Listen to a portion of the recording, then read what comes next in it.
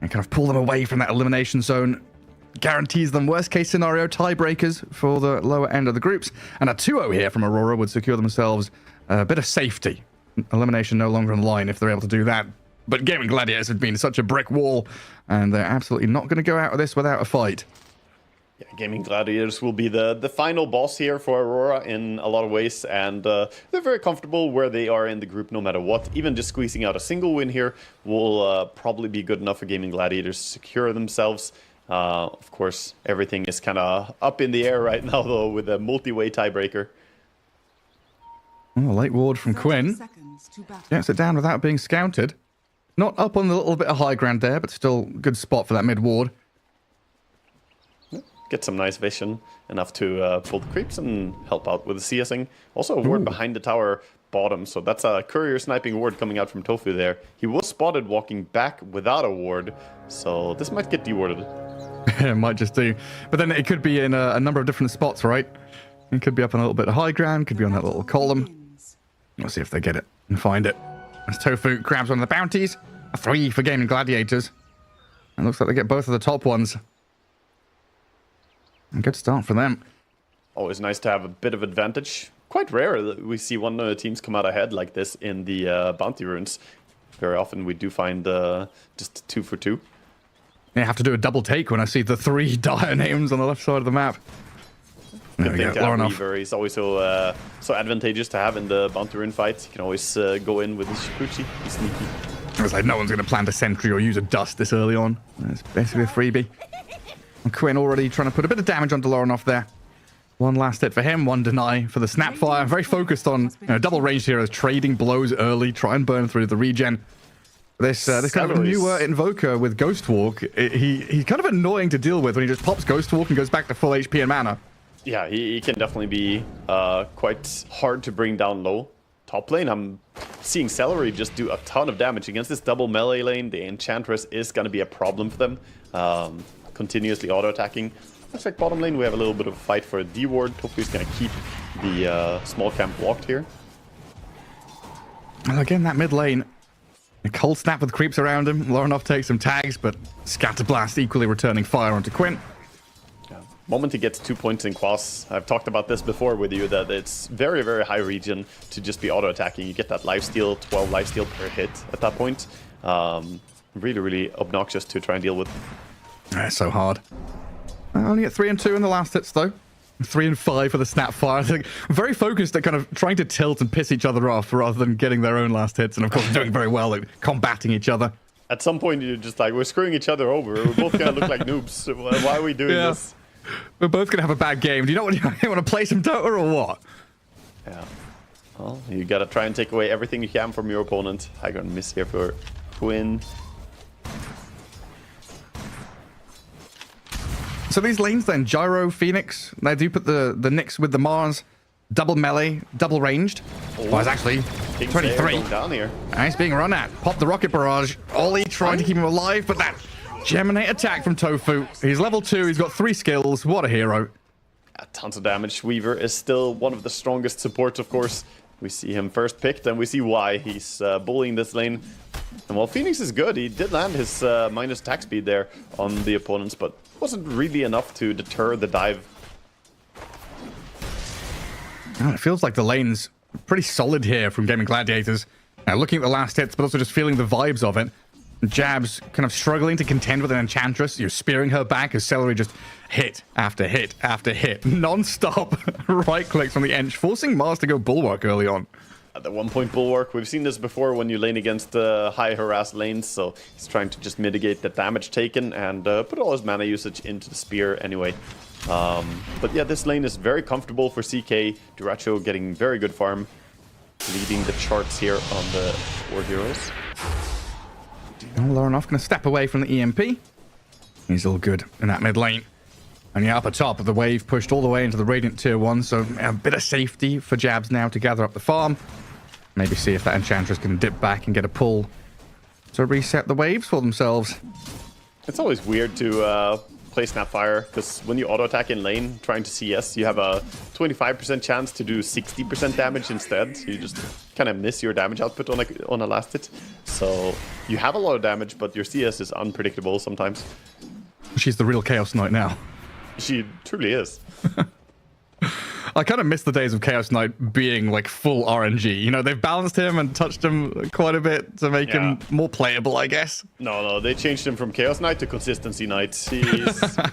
He's a new CK now.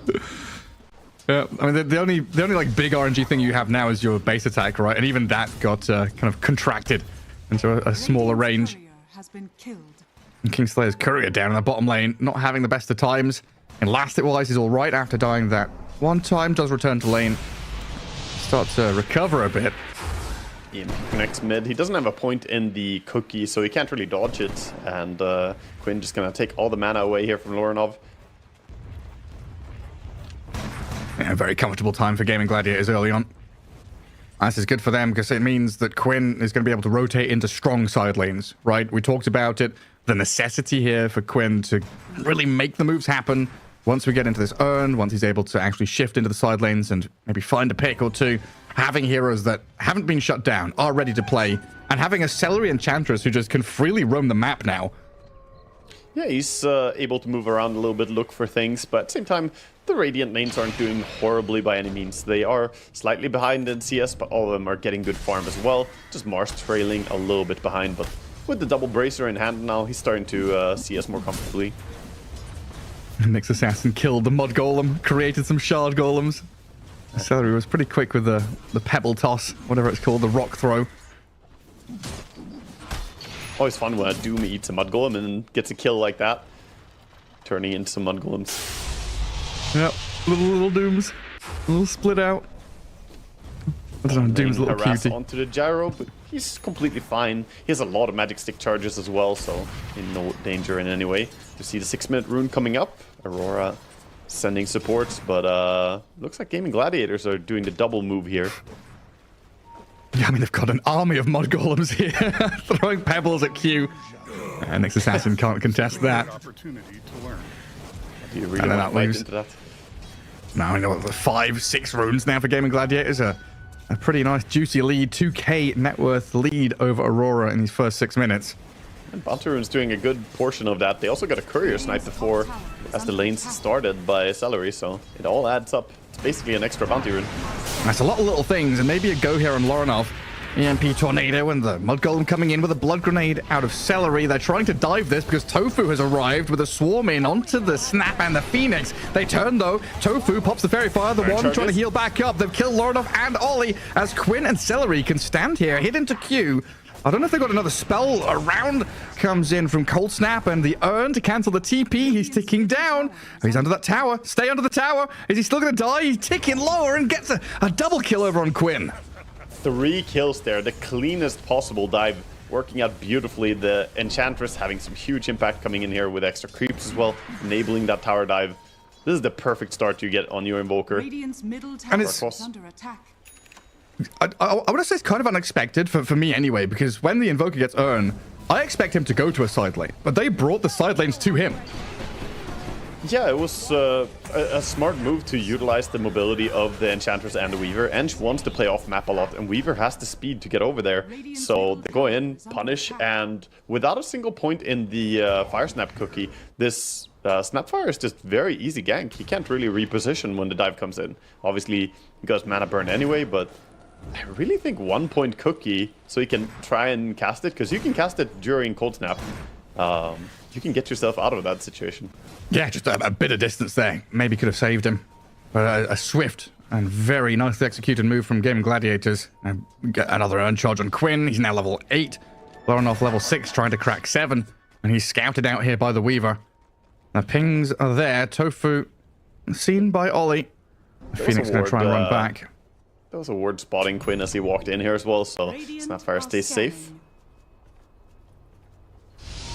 He's gonna the evasion is coming here. Ghostwalk regenning 21 mana per second with the clarity. Incredible. And Celery gets that mid lane for a bit of experience gathering. I don't know what Ollie's up to there. He's trying to farm a camp or... CK is making the move down bottom, so Gaming Gladiators, 8 minutes in, already looking to take a tower here. They have the Brewmaster ulti, saying that sure, your team has a lot of teamfight draft, but we have the Brewmaster at minute 8, and that's a hard timing to hit, to fight into. Yeah, it honestly feels like the way the lanes have gone, and of course that nice move from Gaming Gladiators right now has done a lot to hold back Aurora, who I expected to be making those initial moves much earlier on. They've got Arena, they've got Call Down, they've got Mortimer's Kisses, but they haven't actually got into a position where they are actually comfortable fighting yet.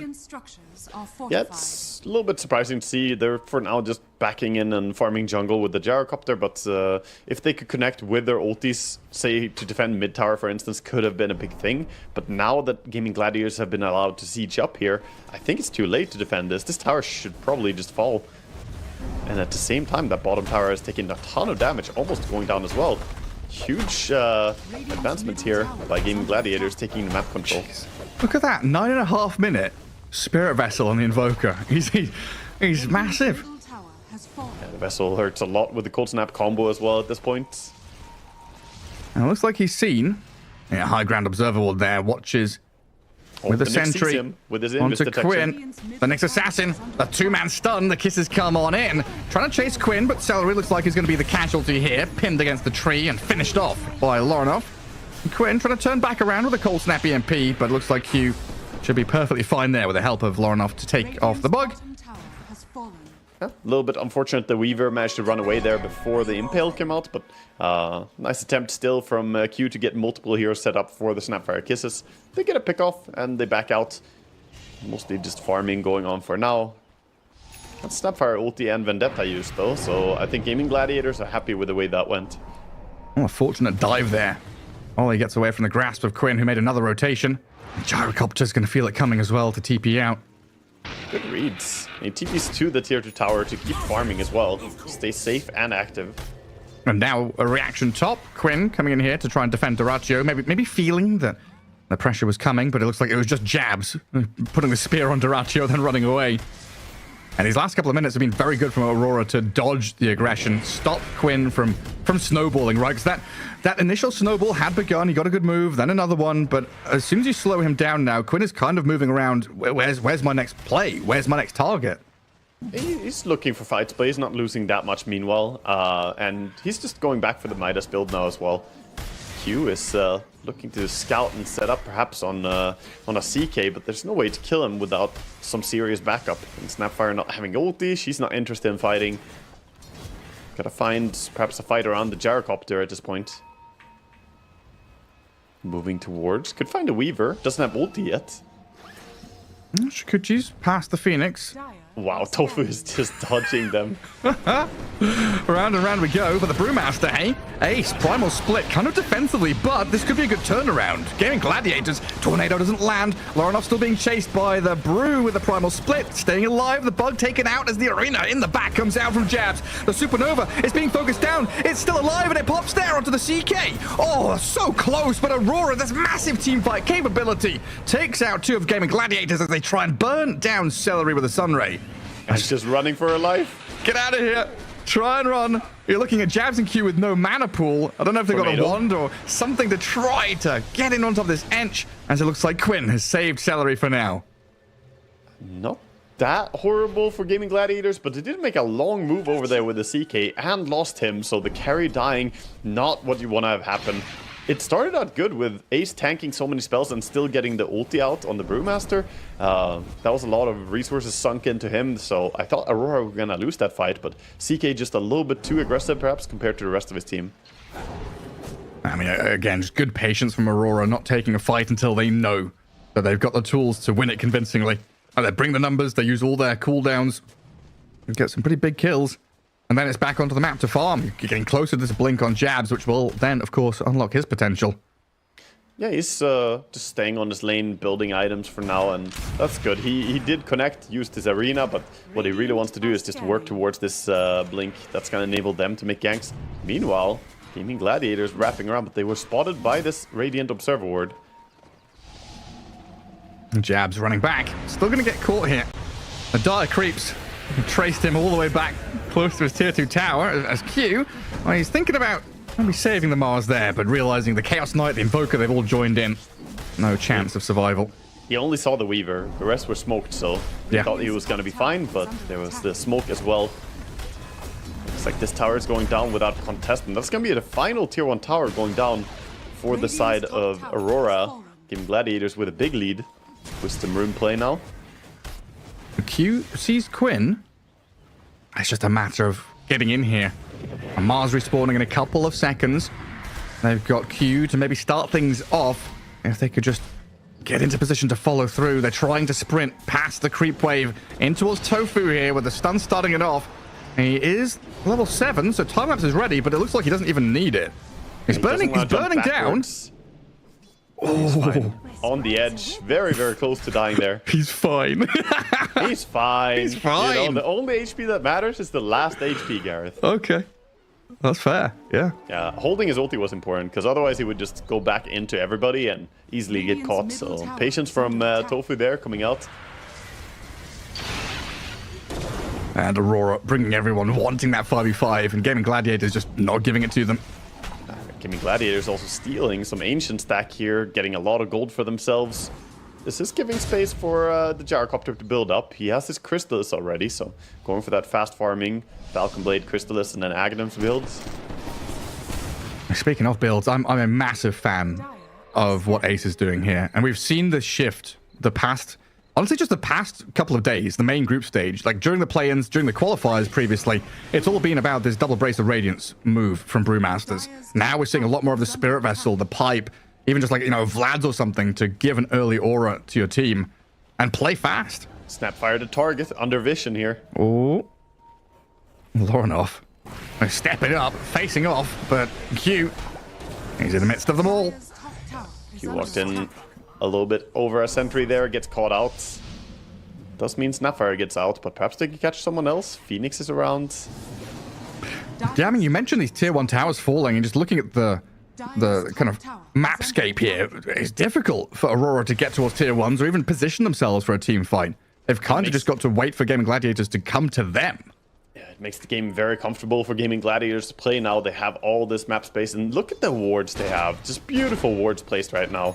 Tofu utilizing that Weaver to get deep wards. Even Celery has been just running around planting the bottom one. They have perfect vision right now to keep dominating the map. Difficult to break this spot here. We do have Blink on Mars, but at this stage you need to mobilize around the snap, I suppose. Difficult to do with all this vision, though. I mean, one way or the other, you've got to make space for the gyro, it feels like. And he's doing decently for himself. He's up in the top 3 of net worth. But 23, I would love to be farming and be adjacent to a team fight that kicks off on his doorstep somewhere, rather than smoking out and looking for it. Yeah, Jabs is hunting. Sending in the illusion first as well, pretending like it's the real CK. Oh no. Oh no. They baited him. Yeah. Well, that's not real. Absolutely baited in. And now Duracho, he can swing into the Phoenix. Silenced up. Perishes under the damage of Duracho as Jabs is going to be the secondary target here. Cleared out by Gaimin Gladiators. Just that one move, the details in Dota, the It's so illusion subtle, bait. Right? Yeah, a subtle little move coming out from Duracho. It's easy to sleep on how impactful that was. He just used Manta, sent in one illusion, and moved it. He microed it very actively, really selling that this is me, this is real, not just sending it forward and then not clicking anything. Because if there's 0 APM going on, that will tip you off that that's probably not real. He was really microing it, and they bought it, man.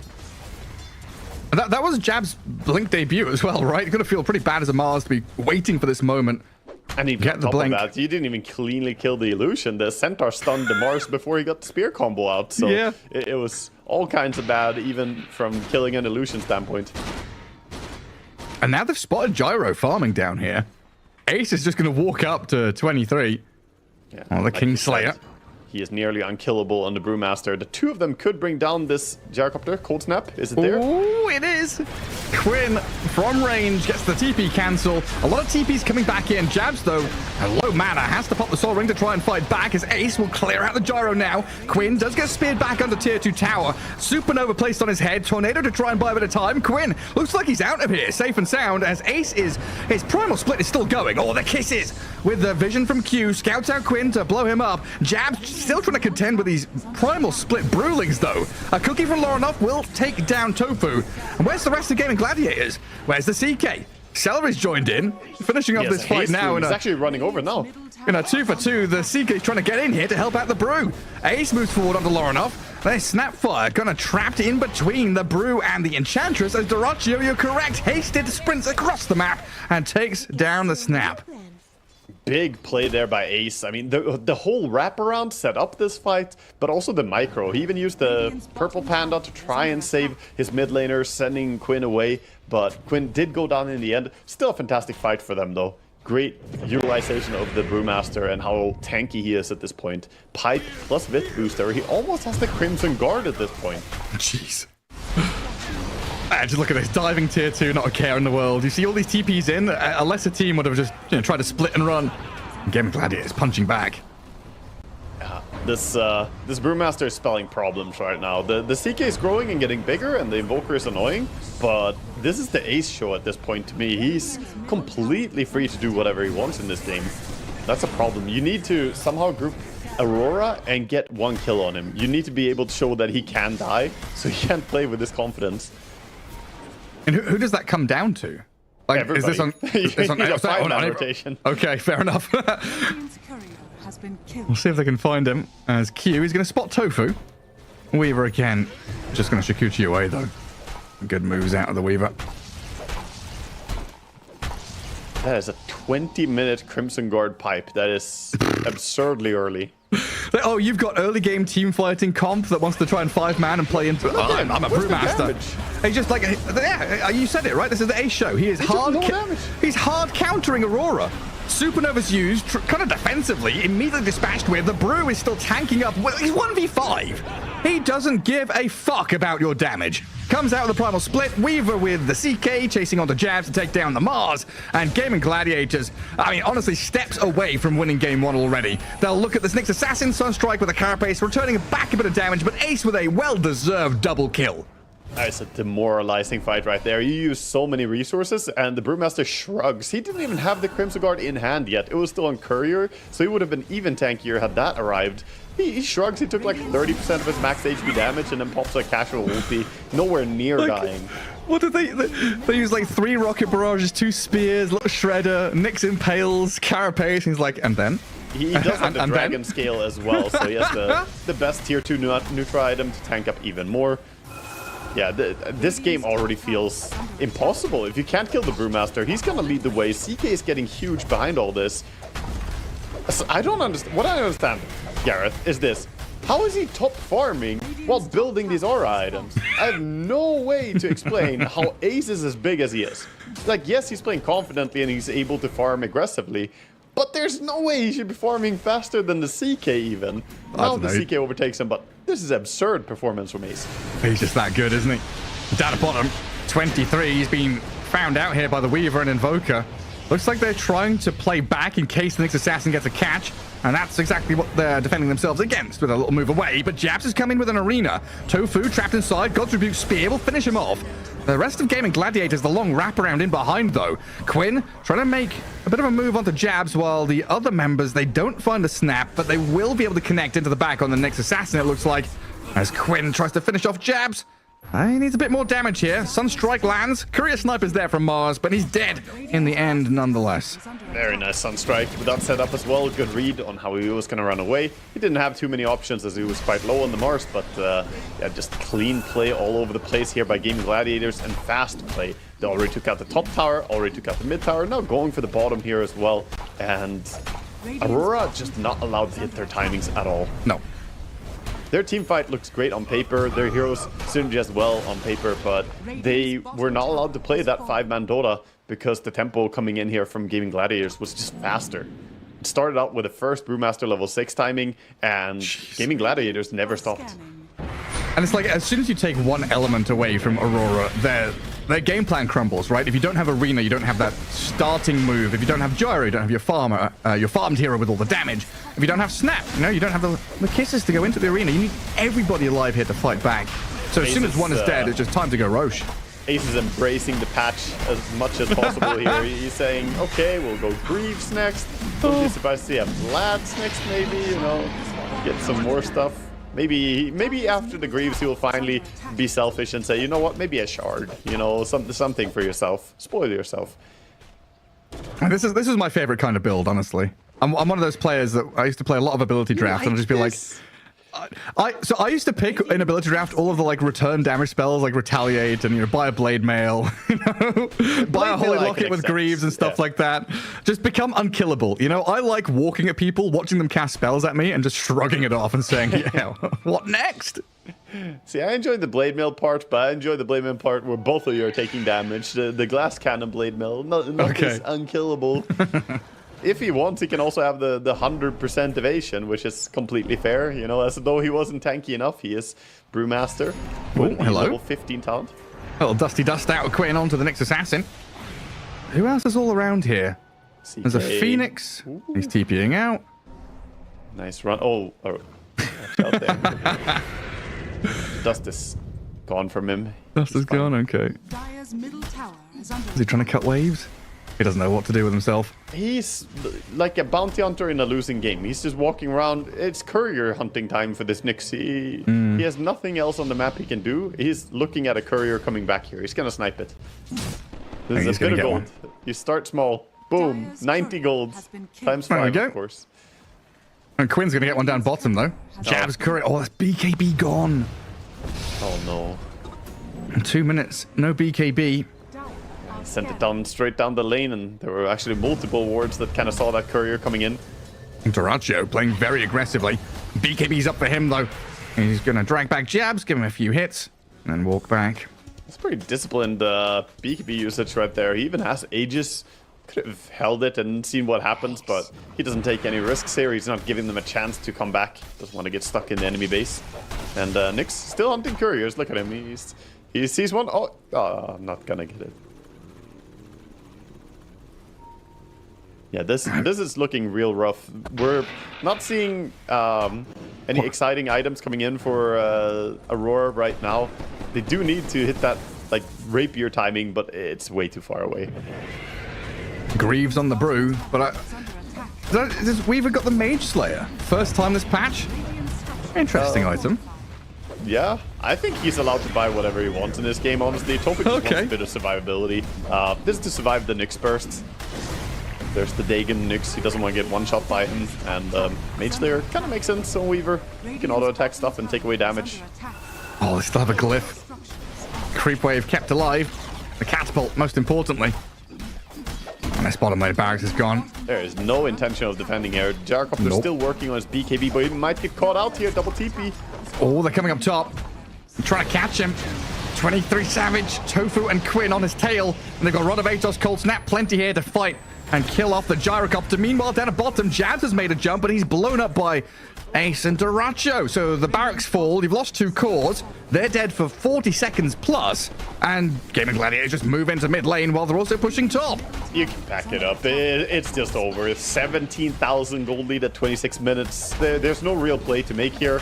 Your Gyrocopter does have his BKB when he respawns, but the advantage is just too overwhelming at this point. They have played such a clean early game on Gaimin Gladiators that Aurora, they don't even get to hit the timing. And honestly, they didn't have a single fight this game that they were allowed to take that felt good for them. Yeah, they had like half a fight in that bottom jungle. I don't want to call it like a full team fight. That was like, a sliver of, oh, this is what could happen. This is how we're meant to be playing. Like, what went so wrong? Because we both like the draft, massive team fight. They never really connected with it. Is it like you said? Gaimin Gladiators played clean. Is that it? Yeah, the first rotation mid set the tempo. The 6-minute move or 6:30 gank mid, and it's all been just good rotations ever since then. And Ace, look at him. He does not care at all. He's got hand off the keyboard there as well. Yeah, he can just relax. He's feeling very happy. This Danish man is coming to raid your top lane at this point. Kingslayer, and he's got a BKB.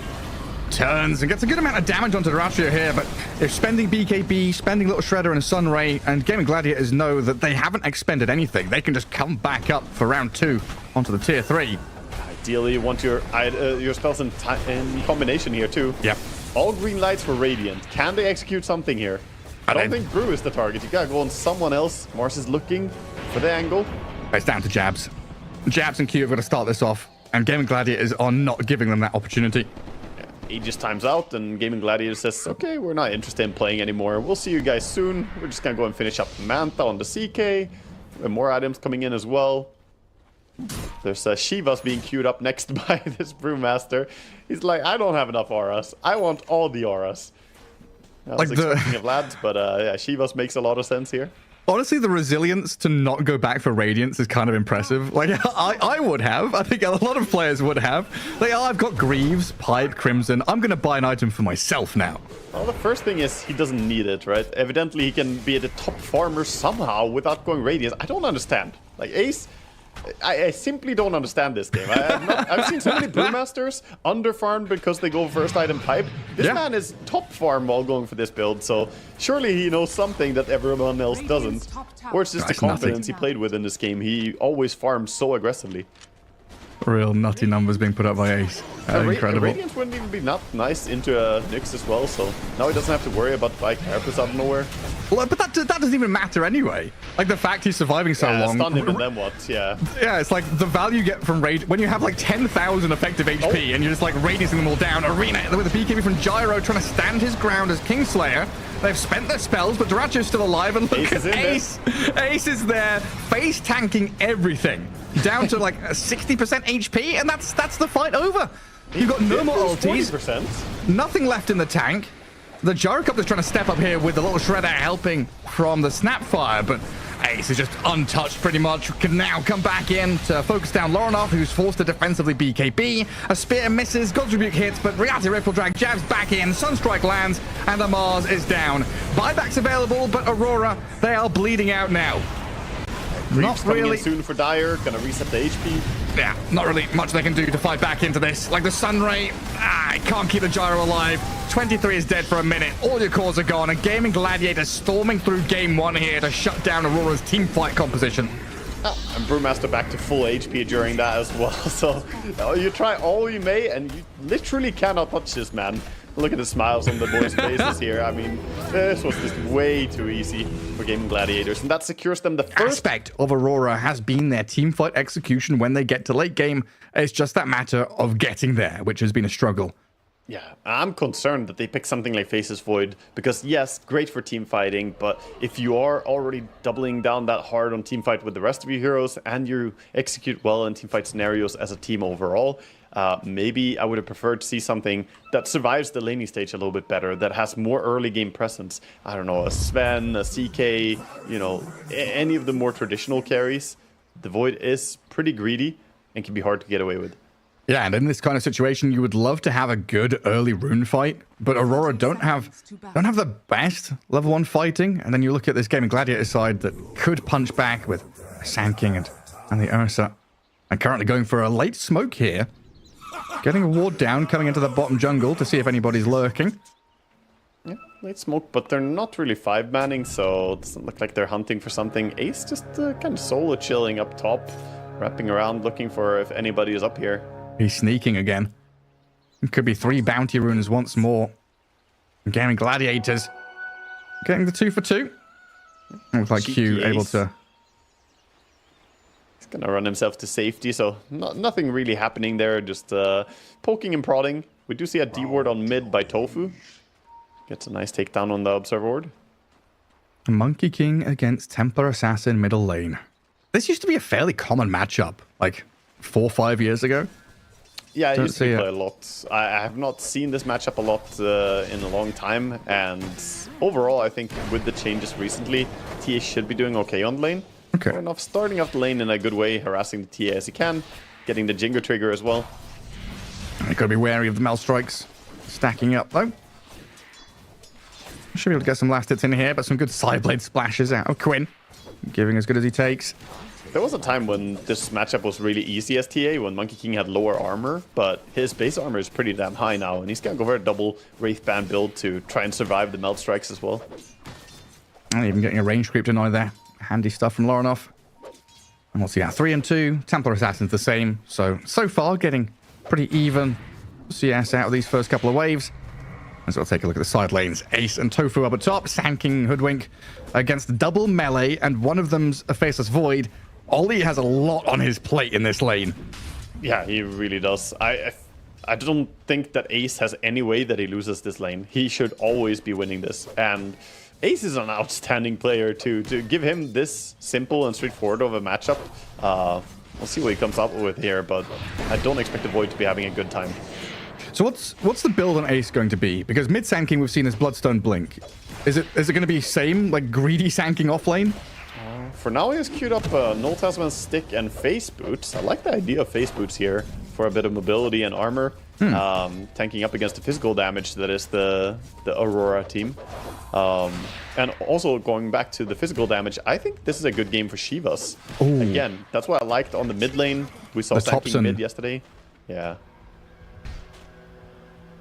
Yeah, that looks real handy. Then you can still think about, like, Shiva's Guard, like, even just Veil is a good kind of stopgap item. Thinking, okay, Veil, do I want to go Shivers? Do I want to go back into a Greaves, a Bloodstone, a Pipe? Getting run at. Nice, yeah, you're right.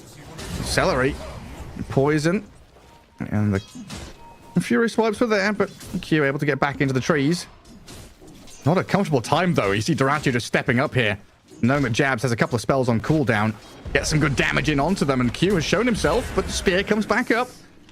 Pushes Doratio back.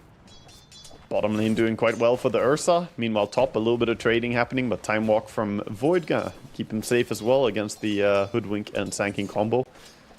It's more the damage over time that's going to be a problem for him. The burst potential is hard into Time Walk, but Stinger just, it's so low mana costs.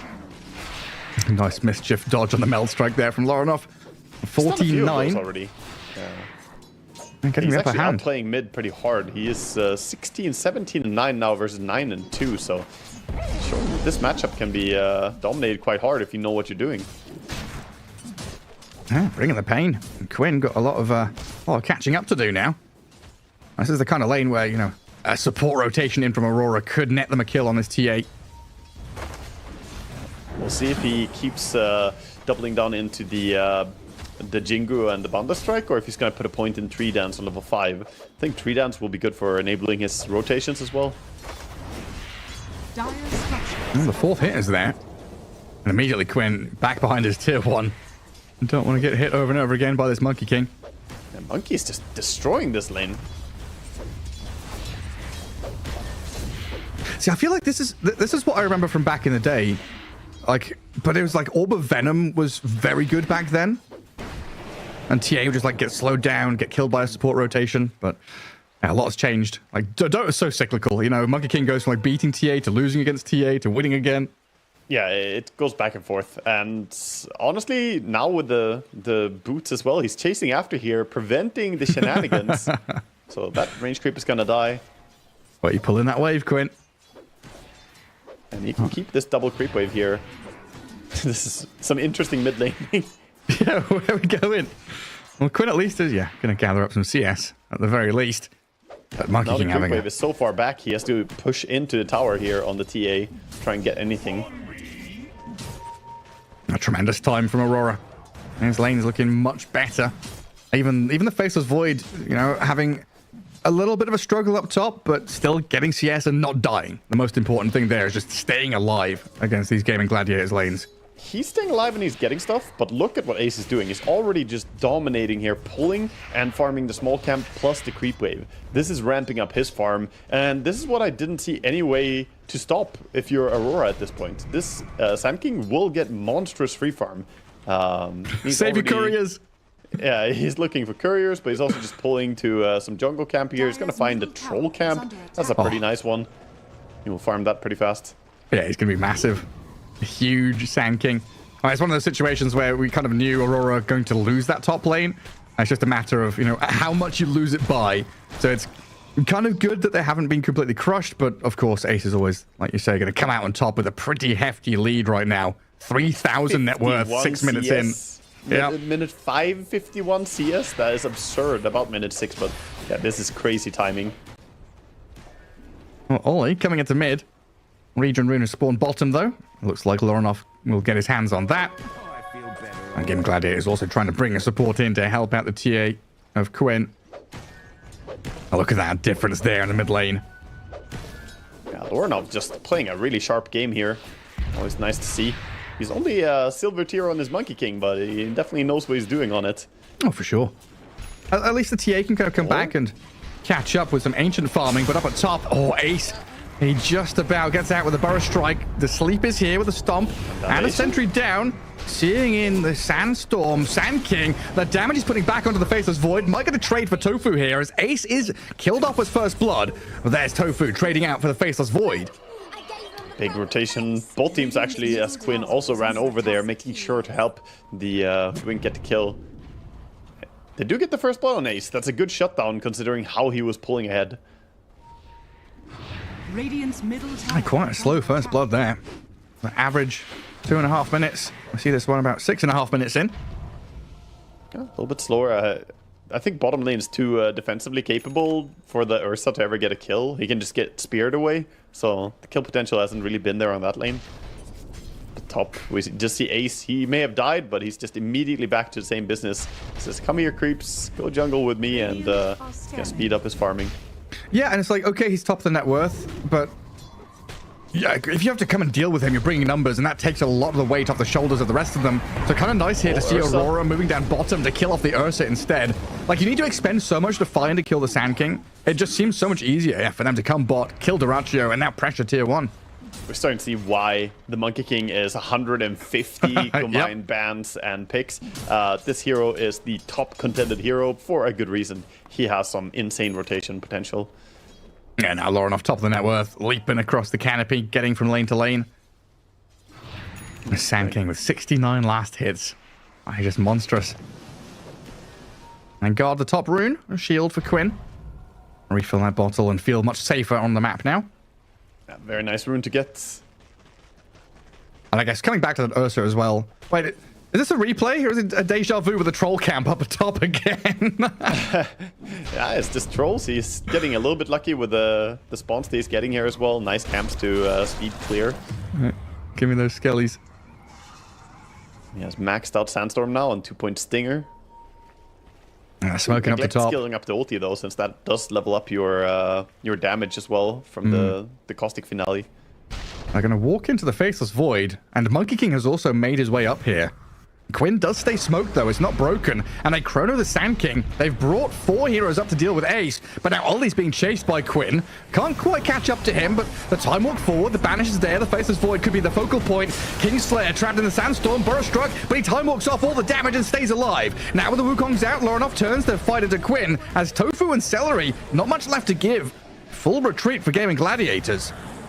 That's why he maxed out the time walk. Staying alive there, has the low cooldown. Hard target to focus and aggressively played by him. Nice moves by 23, knowing that he can go in to be the first one. Still some emphasis on the top lane. Actually, everyone's up here. It just continues as well. Lorinov with another jump onto the TA. Faceless Void into the back, finding the supports. Bushwhack comes out. Quinn, there's no escape from this because Japs has arrived with an Arena Spear. A double kill for Lorinov. Aurora. I mean, all of a sudden, where did this heat come from? It's from Lorinov. He's bringing the tempo here. Gets tipped by 23 as well for it. They know that what he's doing right now is invaluable to them. Good catches, amazing play, and he's working towards Maelstrom on the Monkey King. Not too far away from it. 5.4k gold at minute 10. Most farmed by 1,000 gold. Tower is under attack. A fair amount of money coming from these bounty runes. 7-3. Dire favored. And yeah, I've kind of wanted to come back to this Ursa for a while, but all the focus has been top lane. All these fights are up there. It feels like Gaimin Gladiators are trying to give Dyrachyo that ramp to Battle Fury, as Ursa recently has been more of a, I guess a lot of carries nowadays are just that 20-minute timing machine. And Ursa's kind of the same, right?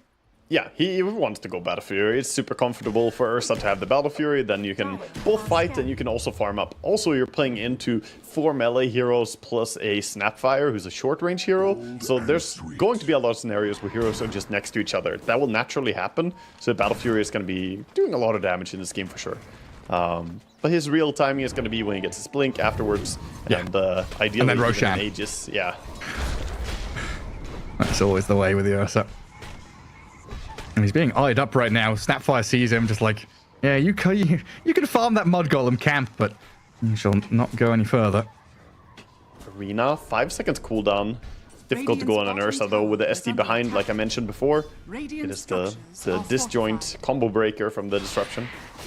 Nicely done by both supports, seeing Tofu up at top with the courier, as well as Q down bottom, just using them to scout out observer wards, getting that high ground vision, deny some of the vision from their opponents. Yeah, just using every bit of resource they have here. D ward coming in from Q. And bottom tower is gonna fall. Meanwhile, Void is successfully holding onto the top tower. Sand King may be farming really fast, but he's not doing tower damage at this point. And another pipe rush for Ace. We're trying to get there again against this team fight composition of Aurora. Having auras is going to be massive for your chances of survival in these fights. And Ace right now being pinged out by jabs. 23 jumps forward, good arena, but the spear misses. Loronov's come in, the sentry, it's not there. They try and dust him up, but that's it. You've spent spells, you've made the jump. Gaming Gladiators have all the time in the world to react. That's now a window with the arena on cooldown. This should be the timing to crack the tier 1 top tower for the side of Gaming Gladiators. Maybe they'll move the TA as well after she clears this ancient camp. She is pretty close to Blink though, so also makes sense if she just farms towards that. A double Maelstrom timing. Void and Monkey King both get there at the same time, so accelerating their farm, their wave push, and even their team fight capabilities. Yeah, it's not going to be bad. They are going to go for different upgrades, though, as the Mjolnir, of course, is the priority for the Void, and Gleipnir will enable Loranov to be aggressive on his Monkey King and catch people. It also sets up the Gleipnir into jump in from the Primal Spring. And some stacks for Quinn. Oh, man, top lane. 23 nearly dies, but turns with the help of his team. They've got Wukong's Chrono Kisses landing and an Earth Splitter from Ollie. The double kill arrives. That was so close to Void going down before he got out, and thankfully, quick reactions by him on turning around and getting the Chrono as well. Gets the catch on the SD. Beautiful kills for them coming in. Bottom now, the focal point for Gaming Gladiators. Yeah, good bushwhack. Tofu sets it up here onto Jabs. TP's coming down south. Q with a cookie. Is that enough distance for Jabs to survive? No, not quite. The Fury Swipe stacks up from Dyrachyo as, well, 23 stepped up here. Time walk forward. The stomp comes out, but Dyrachyo being bashed around. They get another kill, and this is going to turn into more. The Templar Assassin is isolated. Loranov is unstoppable, and Aurora just sweeping through this map. Are the teams different here? Or are the logos wrong, Gareth? How is this the same matchup that we had in the previous game? This is crazy stuff coming out early game here from Aurora. But again, I'm going back to that one thing in the draft, Gareth. You left the Monkey King in the pool. And this hero has been involved in 8 of these 10 kills already. Your mid laner on the side of Aurora is absolutely dominating. Also, Ollie has been in every single kill. His Elder Titan has really gotten around. I wish we had the locker room team chat right after game 1. I don't know, Sunby must have had some firm words for his team to make them just wake up. You know, they're a completely different beast here. They quite literally had everything to play for. You don't want to get eliminated, but you also want a good placement in the group. There's everything possible depending on the results here on the final games. And Aurora finally waking up here in the final game, showing up a very good start. TA has her blink now. Pipe is up on the Sand King, so they're starting to group up with these item timings on side of Gaming Gladiators. This is where, Gaming Gladiators can start to play a bit together. At the same time, the blink is there on Mars. Could he get a catch? He's looking for it. And there's the move straight onto the TA. Wukong's bound to strike. The kisses on top with the arena there. It's beautifully done to set up onto Quinn. Jabs is dead for this, but there's banishment buying a bit of time for Sand King to maybe escape. But just look at the raw damage output. There are too many sources of damage. The Earth Splitter is coming in. The Wukong's is there. You get the Snapfire ulti. Snap ulti was cancelled beautifully by the Hoodwink with a quick bushwhack, but it's not enough. There are too many sources of damage, and you can't mitigate them all. And look at that Monkey King, 2,000 damage from him. Sand King did output a fair amount, killing off jabs inside the arena. But you see that the massive strength when they connect with their spells, the ET Spirit in the arena, in the Wukongs with the kisses, just amping up all that damage. Also, every single kill here on Sand King is so monumental because he had such a good start. He's really, really farmed, but repeatedly dying now. He actually has 4 deaths already in this game. So he's been feeding away quite a lot of gold in these fights. And of course, Aurora, their team fight, we talked about how they like drafting big team fights, but it feels like Gaimin Gladiators are getting caught fighting into all these spells as well. While Ursa just wants to farm, Gaimin Gladiators are just not ready to take these big engagements. And they're trying something down bottom here onto jabs. It's felt like the Mars is the only one that they can kind of turn and fight or go on right now. That's a good snipe in that bottom right-hand corner. This Roche is also a good blocking move. You take away the Ursa's timing. He wants to get the Aegis, but that's not going to be available now. And Faceless Void or Monkey King, both would be super happy to having an Aegis at this point in the game. Looks like they're going to give it to the Faceless Void most likely. I mean, he's been playing on the edge. I don't know how many times I've seen 3 or 4 instances where 23 has been centimeters away from dying, gets off this last second time lapse. Now, of course, can play much more freely with Aegis, with about Sandra. the Faceless Void pick, but it's been working out really well for them. The way that he's been playing it has been great. He even opted to not go for the Mjolnir upgrade first, went for a Sanj. Just goes to show he understands I need to survive the burst. If I survive the burst, I will be fine. And that's been the story of a lot of these fights.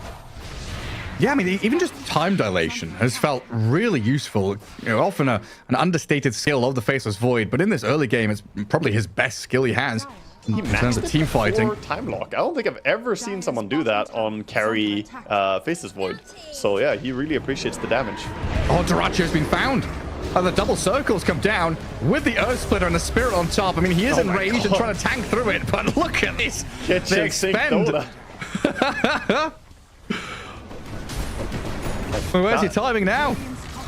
And we can see Gaimin Gladiators have no intention of even helping him there. Nobody TPs because they know even if you try to save him with a Shadow Demon Disruption, it's not enough, not against that many people. So they just sell him. At least this gives some time for them to farm up items. Blink Dagger up now on Sand King, and TA has the Dragonlance, so they're starting to add up more and more. But when are we going to see the Ursa get into the game? He's got the Battle Fury, he's 1-3-0. Duracho, 600 gold, 700 gold away from the Blink Dagger now. Yeah, I mean, even when he gets the Blink, he's going to be thinking, hey, I need a bit more. And in this kind of game, you can buy BKB. It's going to help you a bit against Arena, Kisses, but you're still then having to contend with Chrono and physical damage. Like, itemization for the Ursa and I guess even the TA is a bit of a difficult task. It's tricky. It's like you want Aghanims, you want the Shard, you want everything, so you just don't die. They're protecting their Observer Ward here. Look at Ace. He's just shaking that Scorpion tail here. With the big stinger. Snapfire just kills the ward off anyway. Oh, Monkey King can hold out on that bottom wave as Gaimin Gladiators carve a bit of the map for themselves here to farm up on Quinn through some of these large camp stacks.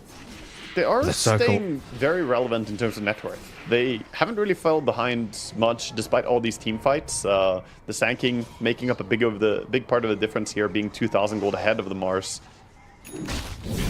In comes 23 though. Doraccio could just get chronoed. They're going to start with the Arena. And God's Rebuke and a Spear. Ace on the right-hand side. Epicenter comes through, but he slept up and held in place inside his own Sandstorm as Quinn, well, he tries to make a play on the Snapfire. Doraccio is still being chased by 23, but survives for now. They've taken down Q. Wukong's is there to protect the Monkey and the ET, but in comes the Chrono onto 3. 23 Savage with the Earth Splitter and the Spirit over the top of them, blows up Tofu. And the Boundless Strike on towards Quinn. The TA being focused down, and there we go. Another kill. Move into the Time Walk onto Ace. We need a bash. We need a battle with the Gleipnir. That connects, giving the control to move on to Celery in the back lines. He bubbles up the Sand King, but that loses his life to Jabs in the Spear. And a beyond godlike Monkey King is here as Lorinov takes down the last remaining member of Gaimin Gladiators. Doraccio wants a kill. He's gonna jump Oli. Oh, he gets one, but is he gonna die for it? Oh, the Enrage looks like he's okay to walk back, but he's pinned against the tower now. The Spear into the Boundless Strike, and the Faceless Void coming in to get the team wipe. This Aegis is enabling them to play so aggressively. The Faceless Void has no fear in the world, leading the way deep into the enemy territory, and they don't have the tools to kill him twice. I'm not even sure they have the tools to kill him once at this point with how tanky he's getting. Sanj and Yasha complete, the Pupil's Gift giving him a bunch of HP, and he's even stealing away the Wisdom Rune here. Something you desperately need when you're falling behind in a game like this. Yeah, I mean, we can see, you know, the potential for Gaming Gladiators if they can get the jump, if they can find someone. They also have a lot of burst damage and control to kill, you know, an individual target. But when you are layering these teamfight ultis so beautifully from Aurora, right? It's the arena, the patience from Jabs to wait for the spear. 23 holding that chrono for the perfect moment where he gets 3 heroes caught inside. Just the continuation of this fight was spot on from Aurora.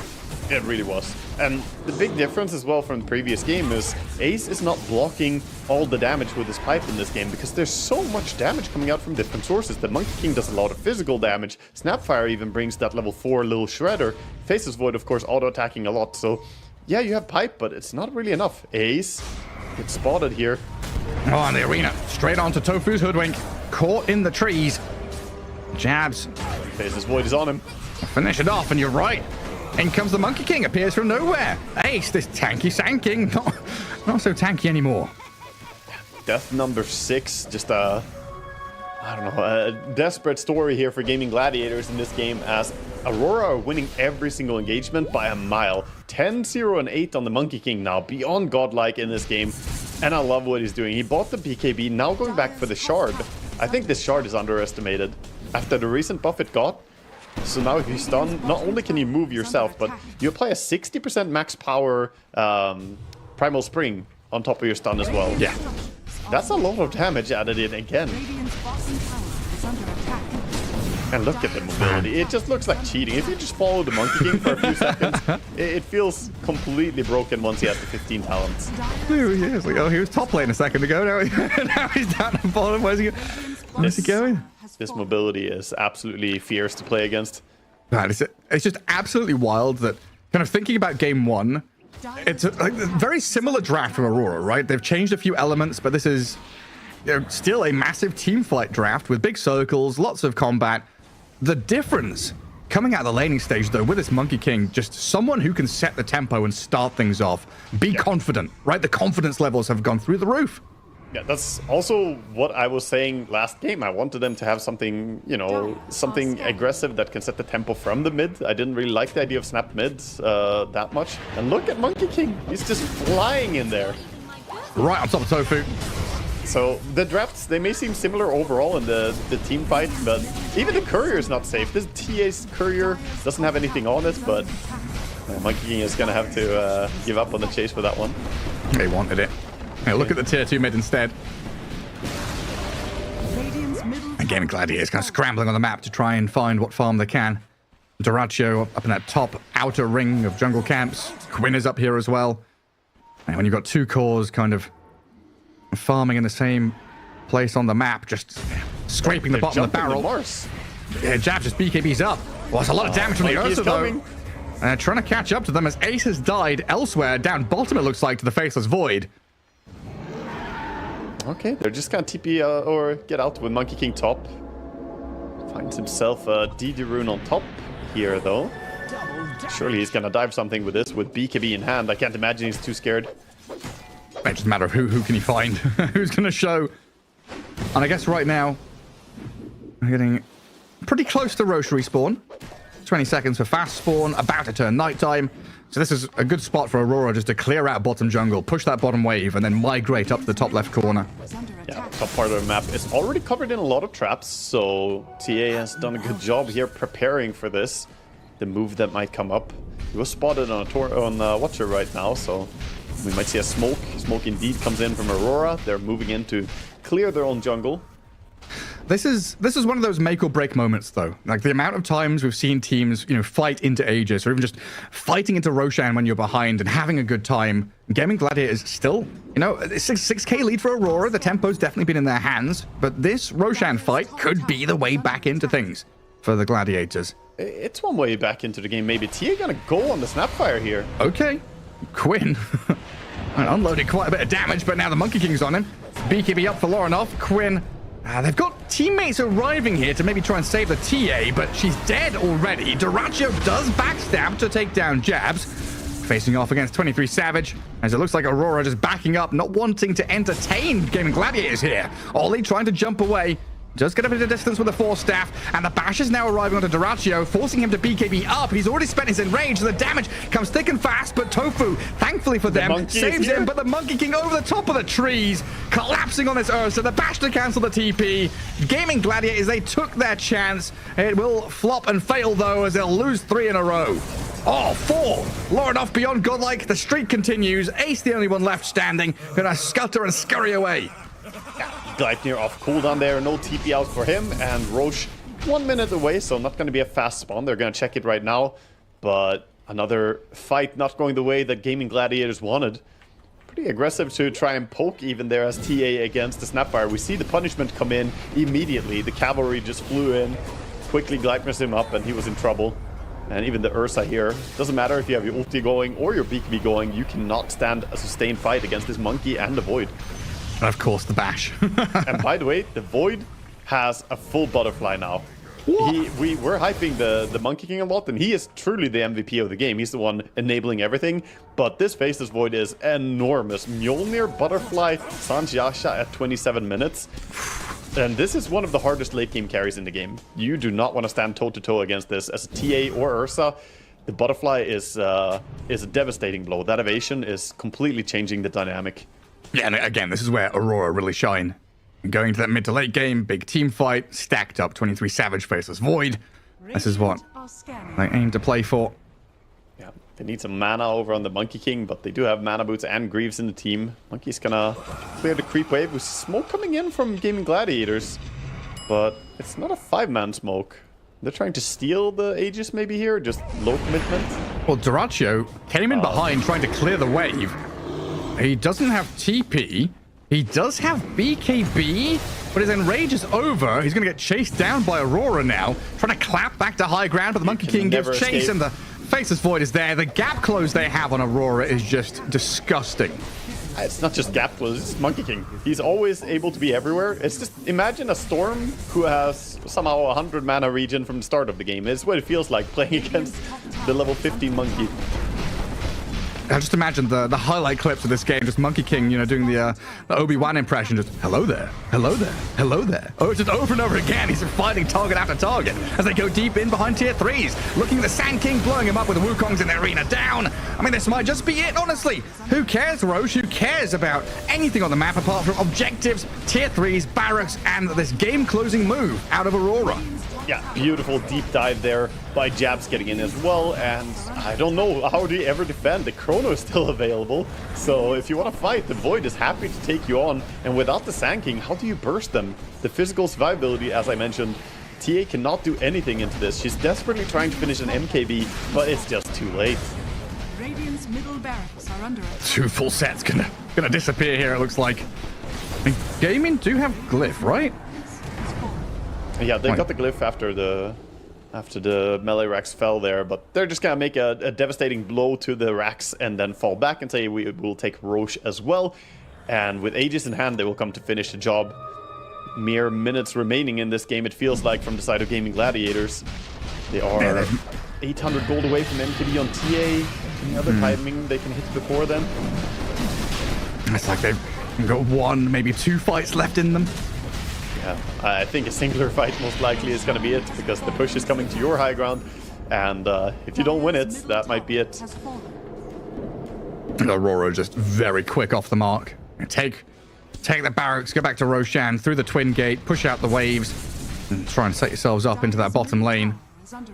We see the damage dealt there, 23,000 from Lorinoff. A spectacular performance out of his mid-Monkey King. The man of the hour. He has a full Aghanim Scepter soon as well. He just needs 800 gold, and with the mobility he has, he farms it incredibly fast. I have Skadi as well, by the way. The item timings are just absurd for him. TA. Away she goes. So cautious. She doesn't have a BKB. And He Aurora. bought the Ogre Club, Ogre Axe, and then went back for MKB items because he knows it's the more important thing. Yeah, I mean, you can't stand and fight. You need that immediate burst damage to kill someone off. Like Ursa, TA, kind of physical bursty heroes need to be able to dish their damage out. As we do get Aghanim Scepter on the Shadow Demon as well, but your high ground is being assaulted right now. Oh, he has Elven Tunic as well. TA is the only one who's going to be able to kill him here. The Sand King has a decent amount of magic burst as well, but physically, Ursa cannot do anything to this. And Jabs immediately snaps into action onto the TA. The only person that can maybe kill the Void is being jumped on with the Arena and the Wukongs, kissed down by Mortiburn's lava and dead for 70 seconds. Onto the Shadow Demon with a Chrono out of Kingslayer, catching on the Shadow Demon, but not quite clipping Ace as DOTA2 goes and tries to face off against Aurora. Gets in there with his BKB, holding the Enrage, but Jab, so tanky, just stands his ground as the rest of them focus down on the Sand King. GG is called, and Aurora take the Game 2 victory. Aurora in a dominant fashion, just bringing this game back to a draw. So the series is going to end out a draw. They will also finish themselves in a sort of draw score, as they will be 7-7 here in the group stage. So that does